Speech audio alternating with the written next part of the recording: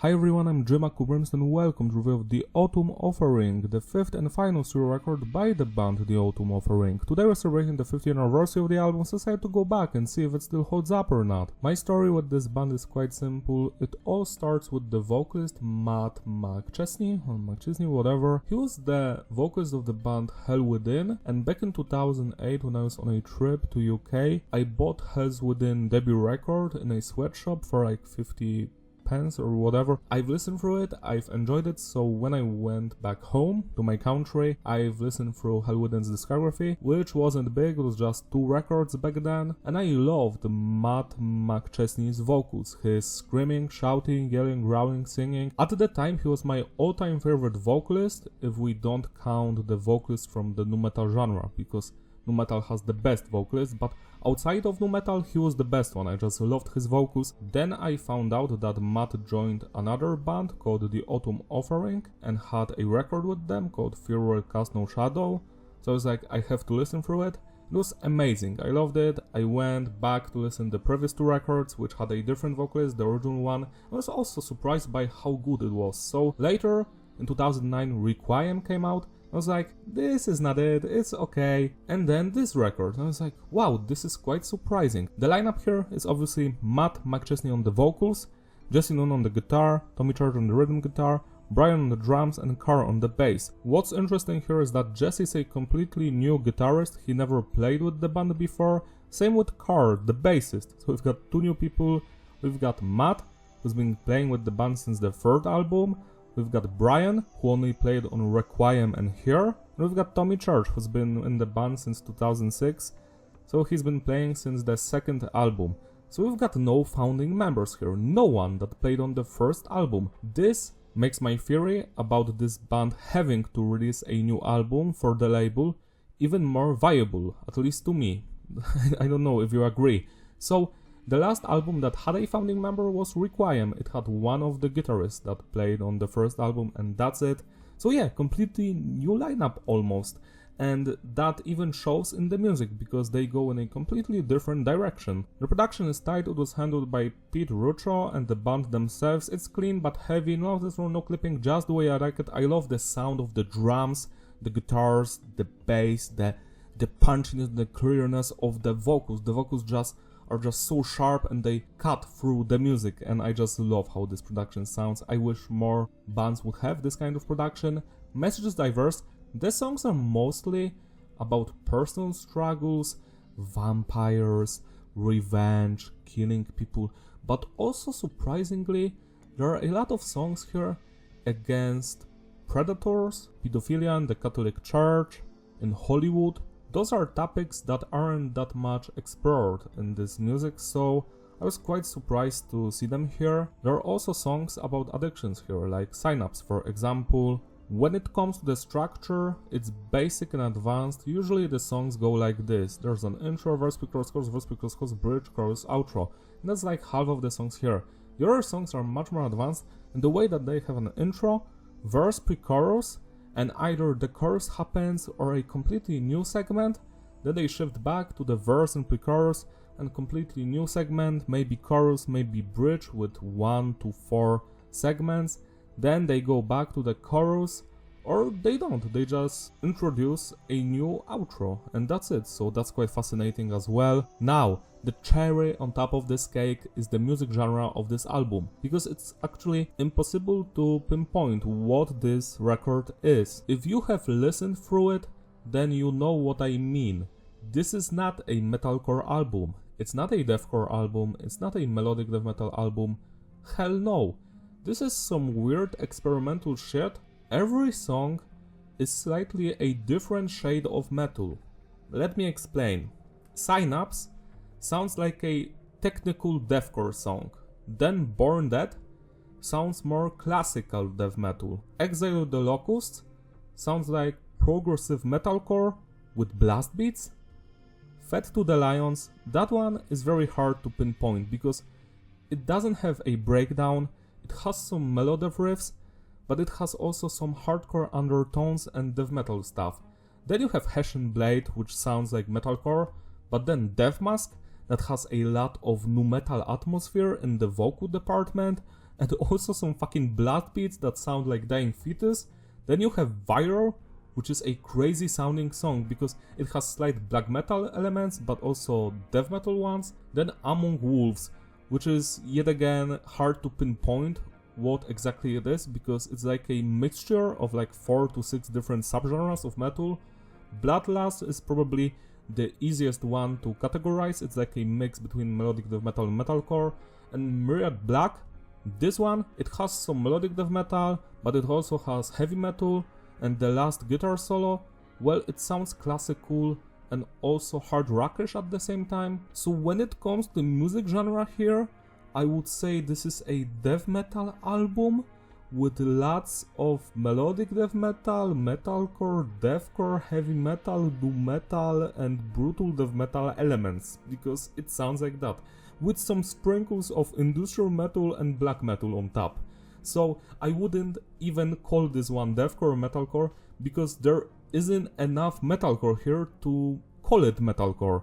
This is not Bleeding Through, this is not whatever, As I Lay Dying, Kill Switch Engage, Shadows Fall, or even the old school metalcore like Earth Crisis, All Out War. It does not sound like that at all.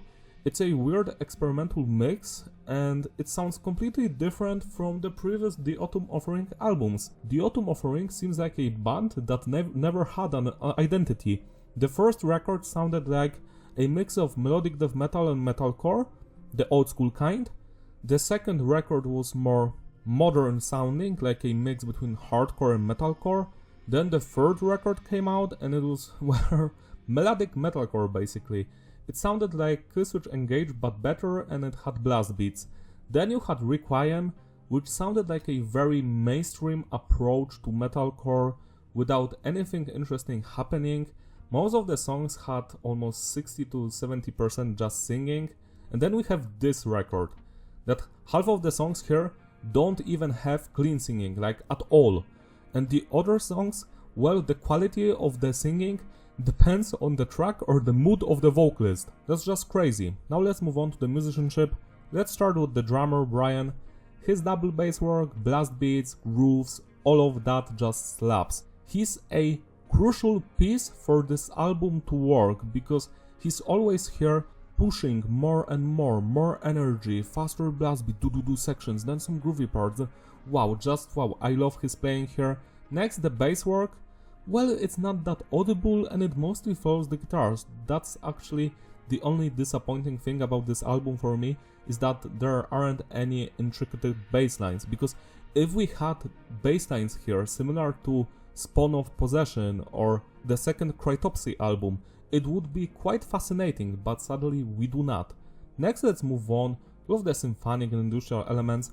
There aren't many of them here, but you can hear them in the background in some of the songs, and they complement the music quite well. Next, the guitar riffs by both of the vocalists. Wow, the guitar riffs slap. We have some crunchy, groovy guitars, Then we have very fast and intricate tech dev riffage here and there. Like, it comes out of nowhere and it's happening like for a few seconds in almost every song. Then it goes off, and then we have some metalcore riffs, then some deathcore breakdown, then some nu metalish, eerie, atmospheric riffs, and then just straight up tremolo, melodic death metal. Do you like old school Amon Amarth? Or At the Gates? It's here. And then we get some dying fetus.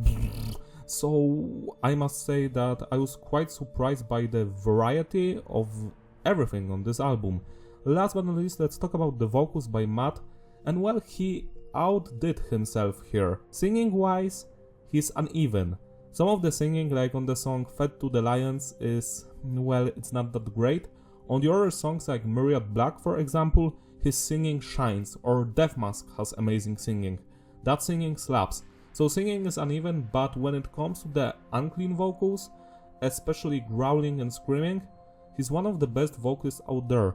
Nowadays people like to say that Will Ramus of Lorna Shore, he's so great, but can he scream like Matt McChesney does in Bloodlust or Synapse? His screaming is quite interesting because I feel like he's doing it straight from the throat, like he would be growling, but instead he's screaming.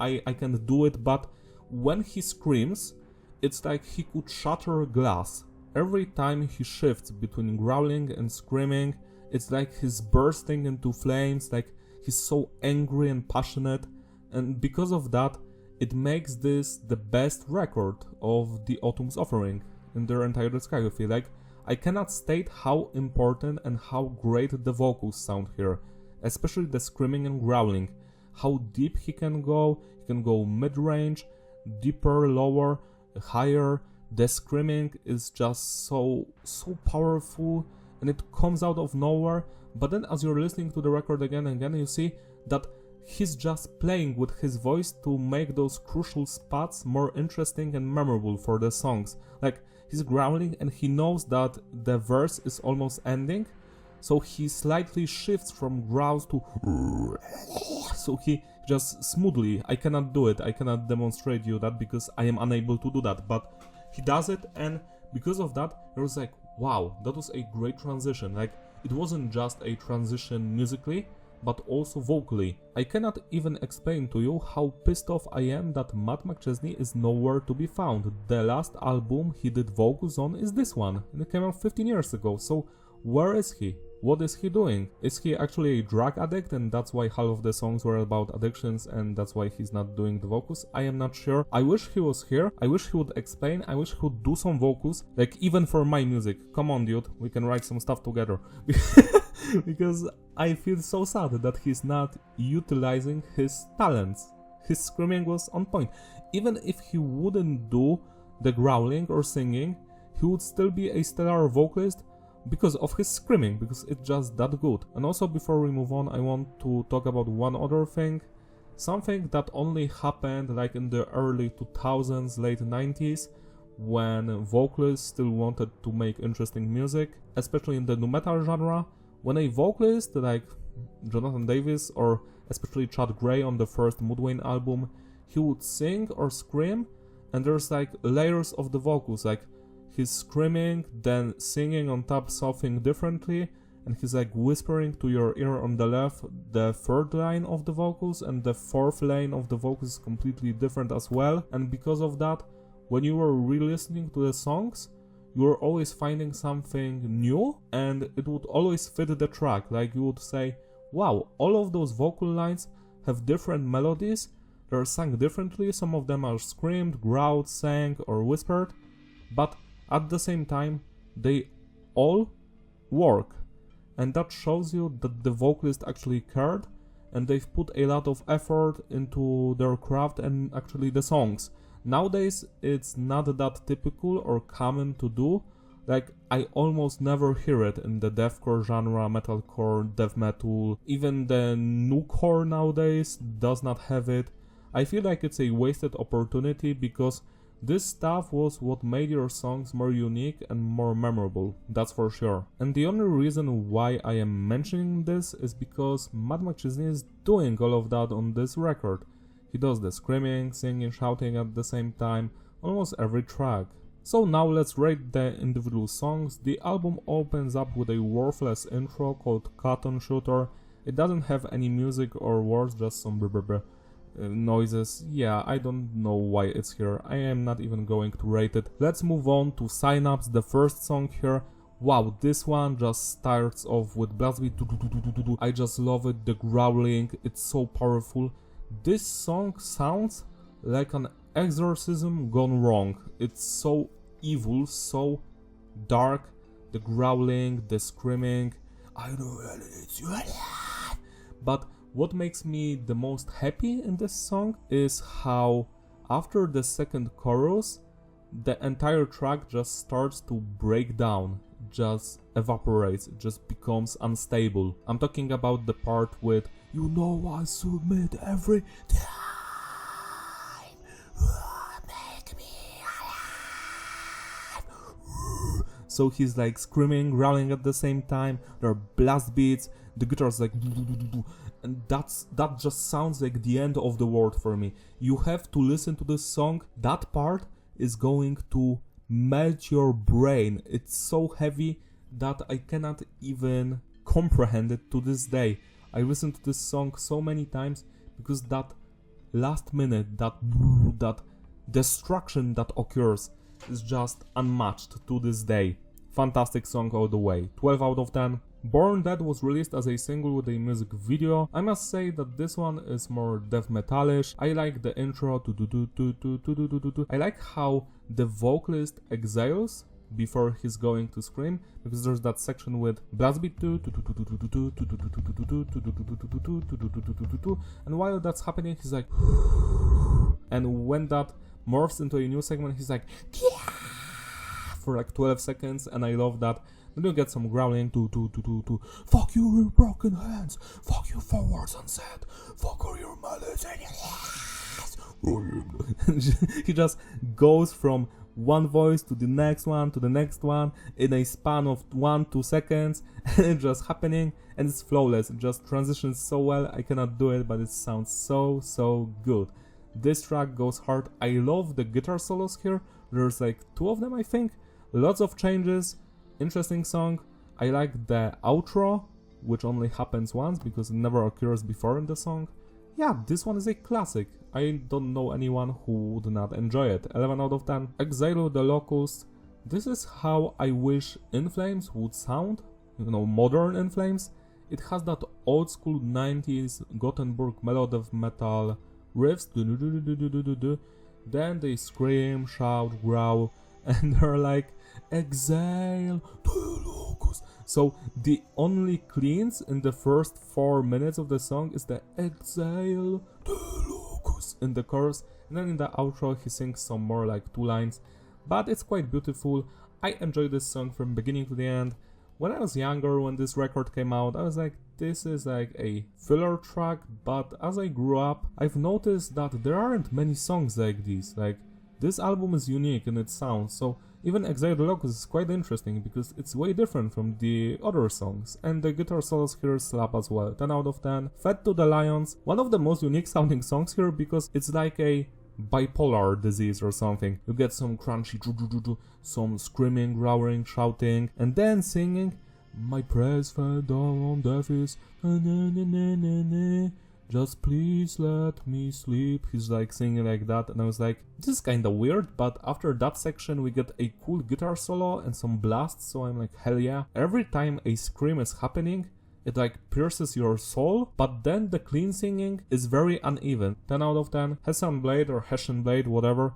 This song has that very positive melody, like victory in a real-time strategy game. I love the chorus. They're in the Hessian Blade, oh swallow and malice will rise. He's just changing the vocals all the time. Love that chorus. Love the blast beat, old school tech dev section. It just happens once, but it's very memorable, so I wanted to point that out. Yeah, the song is great, 10 out of 10. Death Mask is the 3rd best song here, that's for sure. I love the intro. The sins of the father, the sins, cold sadistic mother. And then we go to like a section with singing that I cannot sing at all, but it sounds very beautiful. Deliver for that. Then we go to a chorus section which is also sang, but I am not even sure if I could call it a chorus because it occurs only once, I think.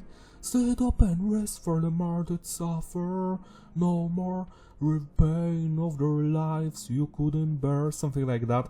It's beautiful, but what made this song stand out for me the most, besides the very interesting sounding instrumental work, which is completely different from the previous songs, essentially a nu metal song with lots of mellow tech dev on top, so for some reason it works, and it's so weird to me. Alone we fall down, silently drown, kill this life again. So that's my favorite part. I cannot sing it for shit, but it's beautiful. Then some growling, screaming section. Yeah, all of that works. This is a fantastic song. You have to listen to it. 11 out of 10. Viral should have gone viral because this shit is epic. I love the guitar riffs, the blast beat sections, the drumming, all of that slaps. The screaming is on point. This song has slight black metal elements here and there. What I love is that after, I think, the second part of the song, we go to a very short moment where the vocalist in the first verse would just normally scream or growl, but here he gets so pissed off, he's like but it's so heavy, it like pushes the limits of his voice, and I was like, wow, that part. When it happens, you will know, because it only occurs once, it's like for 5 seconds, but you cannot ever forget it. It's just so memorable, and it just goes so high and hard, and he never goes back to that part again, never in that sense that he uses those kind of vocals. So that's quite interesting. Love the chorus here, love the atmosphere of this song. It's dark, it's heavy, it's straight to the point, 10 plus out of 10. Among Wolves, this is a song against Hollywood. I love the intro because it has a very long growl, which is like 10 to 20 seconds long, I'm not sure, maybe even longer than Chester's scream in Given Up. Then we go to a core verse, which has like 3 different parts.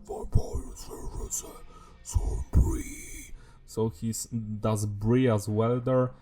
Then we get to the singing section, which isn't that bad, I do enjoy it. We have a solo as usual, and what's interesting to me is that the intro of the song is also the outro, so that's the part that repeats, also some other parts but not all of them. The song is quite short, should have been a little bit longer, but it's great for what it is, 10 plus out of 10. Bloodlust is interesting for many reasons. This is probably the most straightforward song on the album. It has an intro, then verse, pre-chorus, chorus. All of that is nice, but what I love is the first verse, because there's a part in this song where the vocals just breaks down. It's like,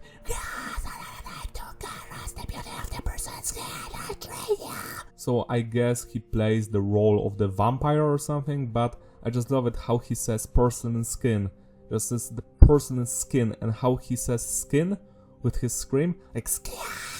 He just does it so wonderfully, so beautifully, that even after all those years, when I was listening to this record, because I haven't heard this album in like 5-7 years, I've already remembered that it's going to happen. Like, I was listening to the song, as I heard him say person, I just got, you know, all of those memories of hearing just came back, and I was like, oh yeah, that's the part that you cannot forget. So yeah, this song goes hard. Love the guitar solos, love the atmosphere of this one.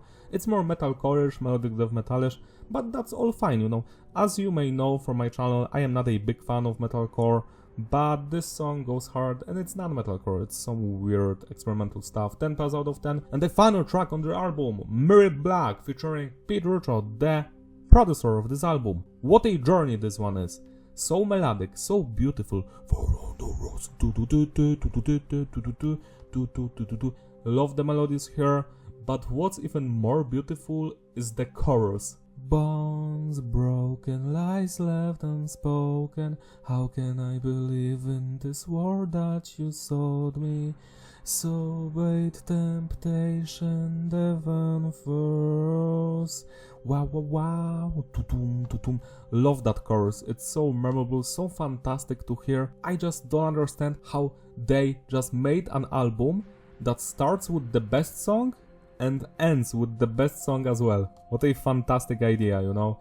But what's the best part for me actually, honestly, is the last chorus, because it's sang slightly differently, and as the chorus gets to its completion, it's actually copied once more, just without the singing, and we have a beautiful guitar solo on top, and I guess that's Pete playing it, the producer. If not, then I'm sorry, maybe it's Tommy or Jesse, but that solo is so beautiful.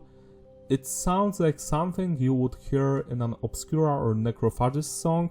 Obviously it's not that technical, but the sheer emotions in it and how memorable it sounds like, it just crumbles the walls around you. Beautiful song, classic shit, 11 out of 10. To sum it all up, the consistency is stable, the flow is ideal, replayability, yeah, it's a legendary record. I love it from beginning to the end, except the awful intro, Cotton Shooter, which should be removed. The highlights for me are obviously Synapse, Myriad Black, Death Mask, Viral, Among Wolves, Bloodlust, Hessian Blade, and Born Dead. This is one of those records that went like completely under everyone's eye. No one cares about it. I haven't heard anyone talk about this album like ever. I never even met a person who knew this album. Even if someone listened to the Autumn Offering, they didn't care about this, and I was like, why?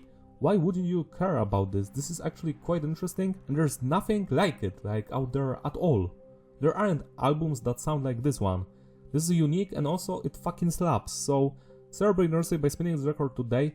It deserves your love and attention. This is something that almost never happens, that a band releases their last album and it's their best one. Like, this never happens, yet it happened here. That's all from me, thank you for watching, don't forget to like and subscribe, follow me on my Instagram, links in the description. Shout out of my Patreon supporters who gracefully sponsor these videos, you're all truly wonderful. You can join them if you like, that would be quite cool. I will see you next time, bye!